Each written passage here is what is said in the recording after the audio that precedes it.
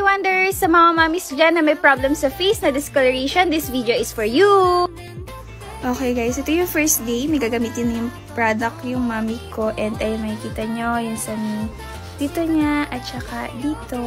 So, tingnan natin kung super effective si Gonda.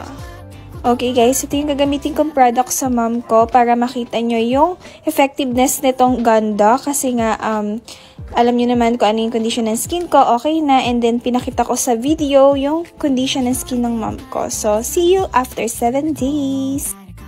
And ito na nga yung result guys, after 7 days, without filter yan guys, makikita nyo kung gaano kalaki yung improvement ng face ng mom ko.